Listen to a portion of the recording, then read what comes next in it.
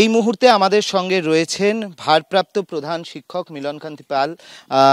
আপনার থেকে যেটা জানতে চাইবো স্যার, যে আপনি সকালেই বলছিলেন যে আপনি আশঙ্কা প্রকাশ করেছিলেন যে একে গ্রেফতার করা হয়েছে, কিন্তু অনেক প্রভাবশালী, এখন জামিন পেয়ে গেল, আপনি কি বলবেন? পুলিশের ধারাগুলি দেখে আমি একটু হতাশ হয়েছি। প্রথমত যখন গ্রেপ্তার করার ক্ষেত্রে পুলিশ খুব সক্রিয় ছিলেন, আমি খুব খুশি ছিলাম, কিন্তু এই ধারাগুলিতে আমি খুব হতাশ হয়েছি। আমি তখনই আমার অ্যাডভোকেট বলেছিলেন যে এতটাই লঘু ধারা যে বেল উনি পেয়ে যাবেনি আজকেই, এটা কোনোভাবে আটকানো যাবে না।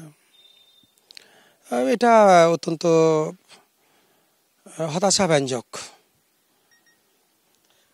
সবই তো জামিনযোগ্য দেওয়া হয়েছিল, যে ধারাগুলো সেগুলো জামিনযোগ্য।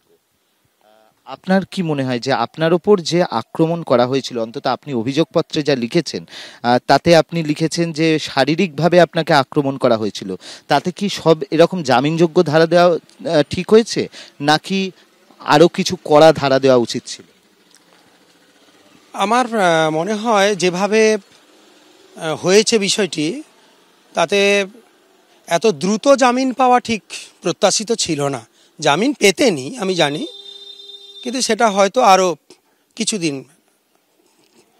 3-4 দিন কি 6-7 দিন, 1 সপ্তাহ এরকম পরে। আপনি এরপর কি করবেন? জামিন হয়ে গেল, আপনি কি কোনো উচ্চ আদালতে যাওয়ার কোনো পরিকল্পনা? হ্যাঁ, আমি ওই অ্যাডভোকেটের সঙ্গে আলোচনা করছি, প্রয়োজনে হয়তো যেতে হবে। জামিন পাওয়ার পর কতটা আতঙ্কিত? আতঙ্কিত নই আমি, কারণ আমি এত সহজে আতঙ্কিত হই না, কিন্তু আশঙ্কা রয়েছে। আশঙ্কা রয়েছে, যেমন আপনি দেখছেন যে বিদ্যালয়ে এসে হঠাৎ করে সামান্য কথাতে উত্তেজিত হয়ে এরকম ব্যবহার করছেন, অথবা এই যে আচরণ হঠাৎ করে, সেটি কে না জানে আবার পুনর্বার হতে পারে, অথবা অন্য কোনো লোক লাগিয়ে বা অন্য কোনো উঠতি ছেলেদের লাগিয়ে এরকম হতেই পারে। সচরাচর দেখছি তো সর্বত্র, এরকম হলেও হতে পারে।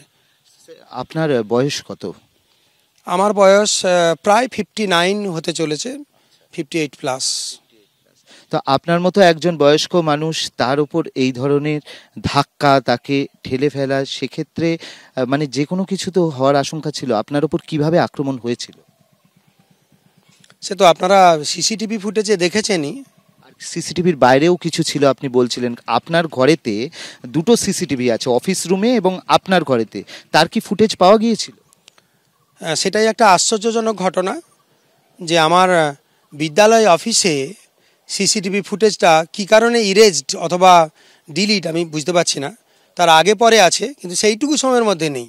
যে সময়টা, সেই সময়টুকুতে আমি হসপিটালে চলে গেছিলাম। প্রচণ্ড প্রেশার বেড়ে গেছিলো এবং মাথা ঘুরছিল, বুক ধড়পড় করছে, ওই অবস্থাতে আমি কিন্তু চলে গেছিলাম হসপিটালে। একটু বসে ডক্টরের একটু মেডিসিন খেয়ে তারপরে আমি সঙ্গে সঙ্গে আমি ফিরে আসি ফুটেজ সংগ্রহ করতে।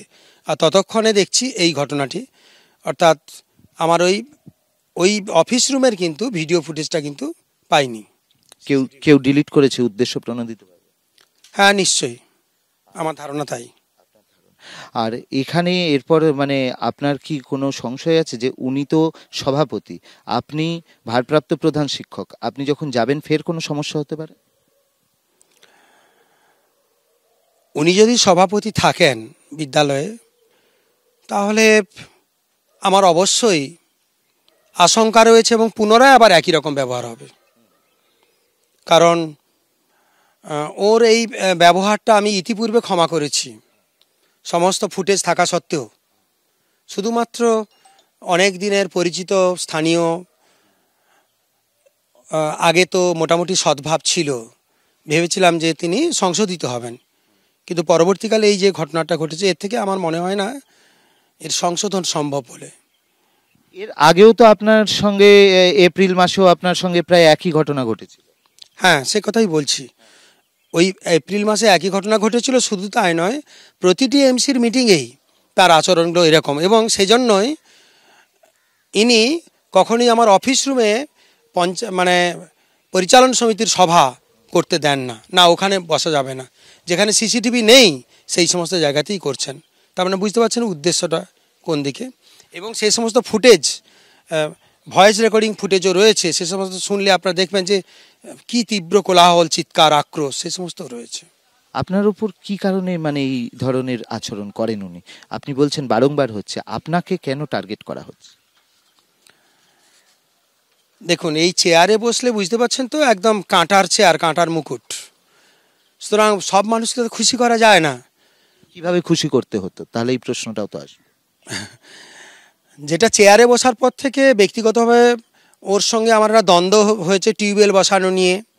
টিউবওয়েলের বসাতে দিচ্ছেন না, টিউবওয়েল কানেকশান করতে দিচ্ছেন না। বিদ্যালয় তো সারা বছর বিদ্যালয়ের টিউবওয়েল থেকে জল নেন, বিদ্যালয়ের পাম্প চালিয়ে, বিদ্যালয়ের কারেন্ট পুড়েই নেন। এতটা উদার আমরা, যেহেতু তার বাবা এই বিদ্যালয়ের প্রতিষ্ঠাতা। কিন্তু যখন বিদ্যালয়ের প্রয়োজনে টিউবওয়েল পোতা হচ্ছে, কানেকশান লাগানো হচ্ছে, উনি ভেঙে দিচ্ছেন। কনস্ট্রাকশানটা যখন পাম্পের উপর দিচ্ছি ভেঙে দিয়েছেন। ইতিপূর্বে ডায়েরিও করেছি, কিন্তু বিশেষ কোনো অ্যাকশান হয়নি পুলিশের তরফে। তখন পুলিশ এসেছিলেন, ইনভেস্টিগেট করেছিলেন, কিন্তু ওই যে প্রভাবশালী বলেছি, প্রভাব খাটিয়ে কিছুই আর তার সুরাহা হয়নি। তো যাকে সেই কারণে আমি জল বন্ধ করে দিয়েছিলাম। সেই থেকে তার একটি রাগ ছিল। পরবর্তী আবার প্রেসিডেন্ট হতে এখন প্রতিদিনই আমি জল সরবরাহ দিয়ে দিই। আমি থাক, তখন তো ভাবলাম যে প্রেসিডেন্ট হয়ে এসছেন, বোধহয় ভালো হয়ে যাবেন, শুধরে যাবেন।